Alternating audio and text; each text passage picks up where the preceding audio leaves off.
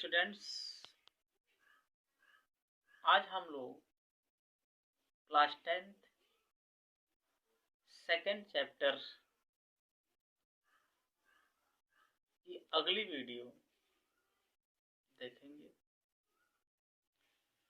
जिसमें हमने आपको इसके पहली वाली वीडियो में बता रखा था अम्ल क्षार क्या होते हैं, उसकी क्या परिभाषा होती है, उसकी क्या पहचान होती है, इसके क्या गुण होते हैं। इतनी चीजें हमने बता रखा था। आज हम उसी कड़ी में उसके आगे अध्ययन करेंगे और देखेंगे कि जो अम्ल है उसकी क्षारकता क्या है, जो क्षार है उसकी अम्लता क्या है, फिर क्षारक के क्या गुण होते हैं, भौतिक गुण क्या है, रासायनिक गुण क्या है। तो हम आज इन्हीं टॉपिक पर चर्चा करेंगे। तो आइए देखा जाए अम्ल की क्षारकता क्या होती है।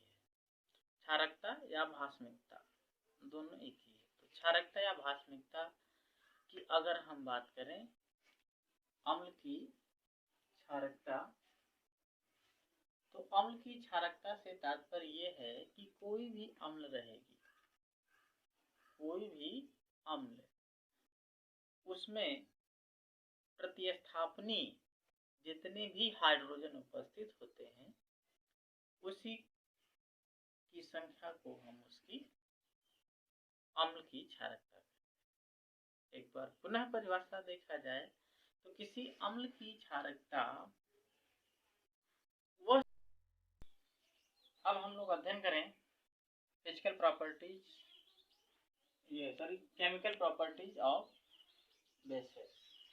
तो जब हम केमिकल प्रॉपर्टीज ऑफ बेसिस की बात करेंगे, रासायनिक गुण किसका,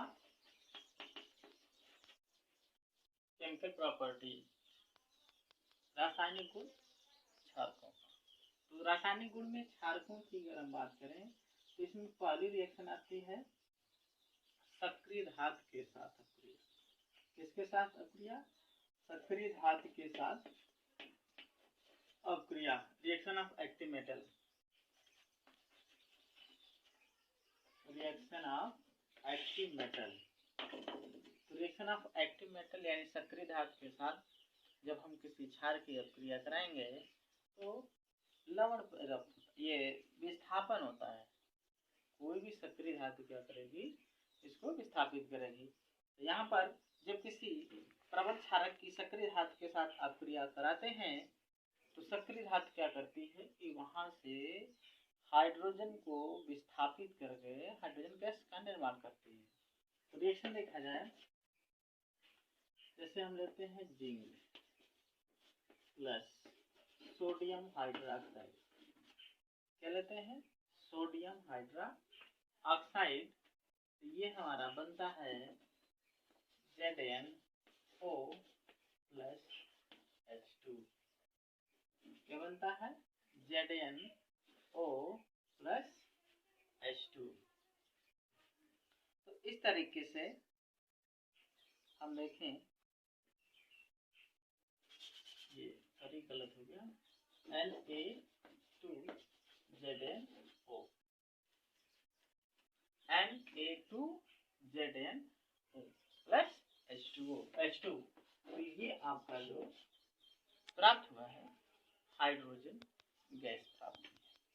उसी प्रकार अगला एग्जांपल ले सकते हैं। अगले एग्जांपल में आप ले लीजिए यहाँ पे कैल्शियम या एल्युमिनियम। चलिए हम एल्युमिनियम ले लेते हैं। Aluminium plus NaOH, aluminium plus NaOH, और ये जो हम रिएक्शन देंगे ये जलीय माध्यम में देंगे, तो जल भी लगा देते हैं। तो जो हमको प्राप्त होगा, हाइड्रोजन गैस प्राप्त होगी और सोडियम मेटा एल्यूमिनेट प्राप्त होगा,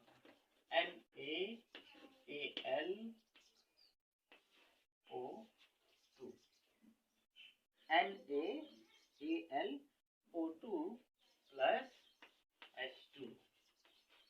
बैलेंस कर देंगे, ऑक्सीजन दो, हाइड्रोजन दो, तो यहाँ पर ऑक्सीजन बराबर है, बट जो हाइड्रोजन है ये बराबर नहीं। तब आप क्या करेंगे, यहाँ पर अगर आप 2 कर देते हैं तो 2 2 4 और 1 5, यहाँ पे आप करिए 3 6 हो जाएगा। तब आप क्या करेंगे, बैलेंस के लिए आप H2 के आगे 3 कर दीजिए और जल के आगे 2, तो 2 हो गया, बचा ये, यहाँ पे कर दीजिए 2 और 2 4 4 2 6।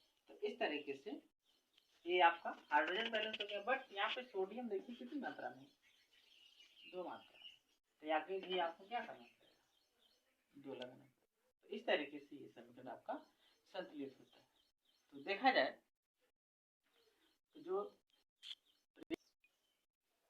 तो इस तरीके से हम लोग देखें कि जो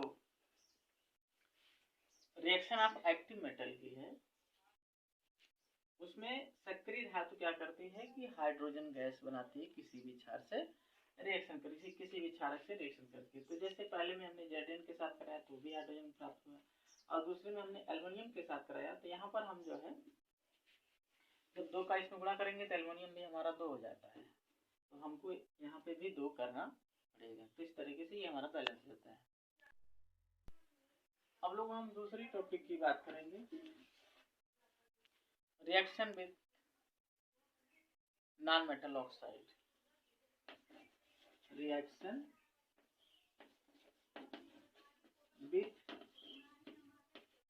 नॉन मेटल ऑक्साइड, यानी हम जो रिएक्शन दूसरी पढ़ेंगे वो पढ़ेंगे अधात्विक ऑक्साइड के साथ क्षारक की अपक्रिया। तो जब किसी अधात्विक ऑक्साइड के साथ क्षारक की अपक्रिया कराते हैं तो हमको लवण और जल प्राप्त होता है।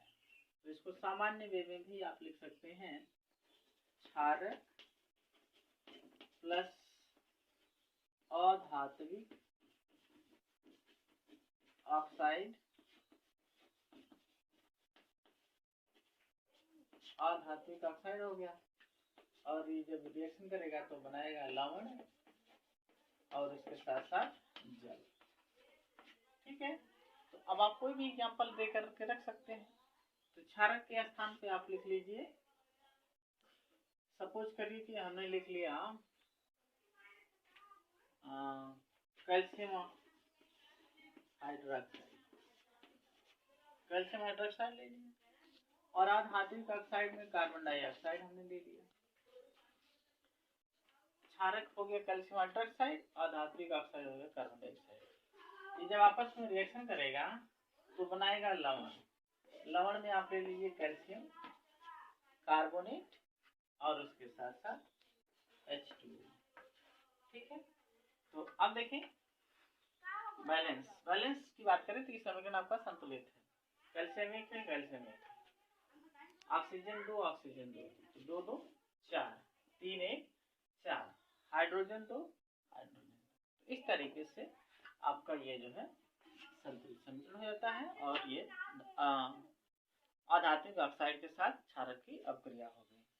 ठीक है, तो इसी प्रकार और भी आप रिएक्शन ले सकते हैं। जैसे अमोनियम हाइड्रोक्साइड की अगर हम बात करें तो अमोनियम हाइड्रोक्साइड यदि जल में विघटित करते हैं तो वो जो है आयन देता है, हाइड्राइड आयन दे देगा, NH4+ आयन हो जाएगा और नेगेटिव हो जाएगा।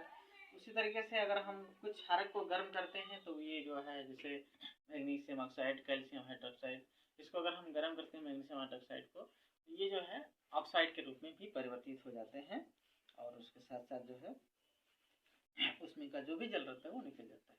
अब इसके बाद हम इसके उपयोग की बात करेंगे, यूजेज की। तो जब हम यूजेज की बात करेंगे तो कैल्शियम ये जो क्षारक होते हैं, तो क्षारक में पहला जो उपयोग एल्युमिनियम हाइड्रोक्साइड की अगर हम बात करें तो एल्युमिनियम हाइड्रोक्साइड का जो उपयोग होता है ये वस्त्र तथा प्रति अम्ल बनाने में किया जाता है।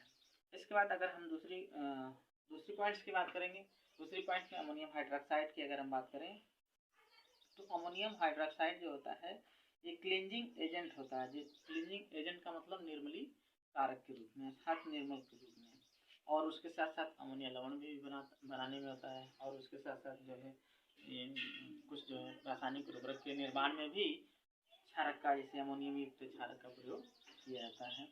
सोडियम हाइड्रोक्साइड की बात करें तो सोडियम हाइड्रोक्साइड जानते ही हैं सभी लोग, ये जो है पाउडर डिटर्जेंट वगैरह बनाने में भी किया जाता है। पोटेशियम हाइड्रोक्साइड की बात करें तो भी डिटर्जेंट या पाउडर के रूप में बनाने के रूप में किया जाता है। तो इस तरीके से हम लोगों ने ये देखा। और अगर और हम क्षारक की बात करें, जैसे कैल्शियम ऑक्साइड की बात करें, तो कैल्शियम जो ऑक्साइड होता है, हाइड्रोक्साइड जो भी रहे, क्षार रहना चाहिए। तो अगर उसकी बात करें तो कैल्शियम युक्त जो क्षारक होगा उसका उपयोग जो है टूथपेस्ट में भी किया जाता है। तो इस तरीके से हम लोगों ने क्षारक की उपयोग भी देख लिया। ठीक है, अब इसके बाद अगली टॉपिक,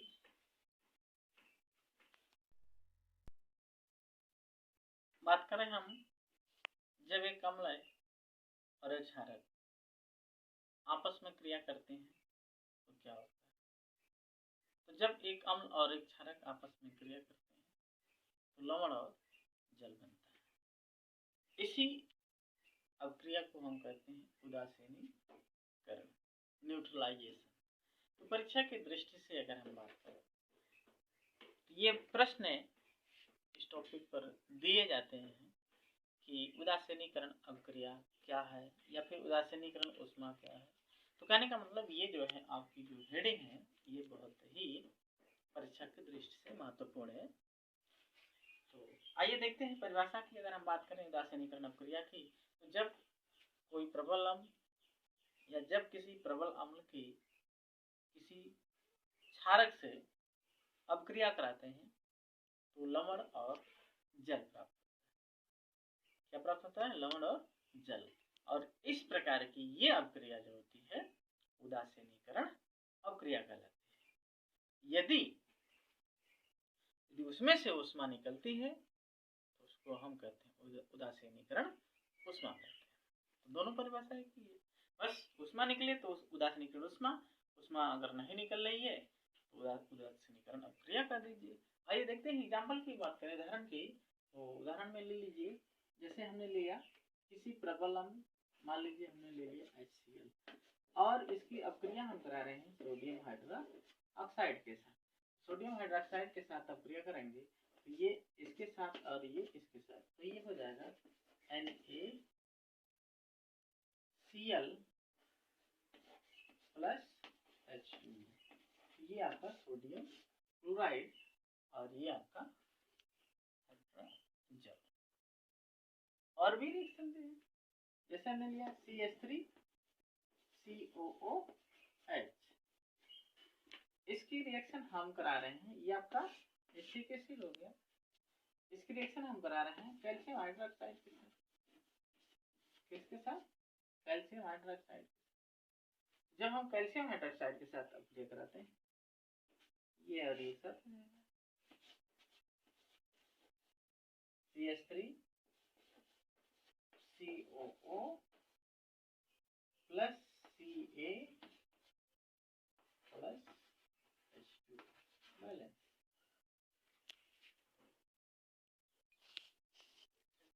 तो यहाँ पर हमने बैलेंस, हम इसको नहीं करेंगे, बैलेंस आप करें। आप जानते हैं कि कैल्शियम की संयोजकता कितनी होती है? 2 होती है। तो अब जब 2 होती है तो इसका ये क्या हो जाएगा? ट्वाइस हो जाएगा। ठीक, ट्वाइस हो जाएगा, तो बाकी आप बैलेंस कर लीजिए। ठीक है, अब हम बात करेंगे, ये आपका कैल्शियम एसिटेट क्या हो जाएगा? लवण हो जाएगा। और सोडियम क्लोराइड ये भी आपका क्या हो जाएगा? लवण हो जाएगा। ये आपका अम्ल और ये आपका क्षार, यानी सामान्य वे में आप कह लीजिए A plus B equal to S और W। ये आपकी जो हमने फार्मूला बताया है ये न्यूट्रलाइजेशन की रिएक्शन है। इसकी न्यूट्रलाइजेशन की रिएक्शन है। A for acid, B for base. S for salt, W for water. तो सामान्य वे में एक लाइन में या संक्षिप्त में आप इसको भी लिख सकते हैं। ठीक है, अब इसके बाद हम बात करेंगे सूचक।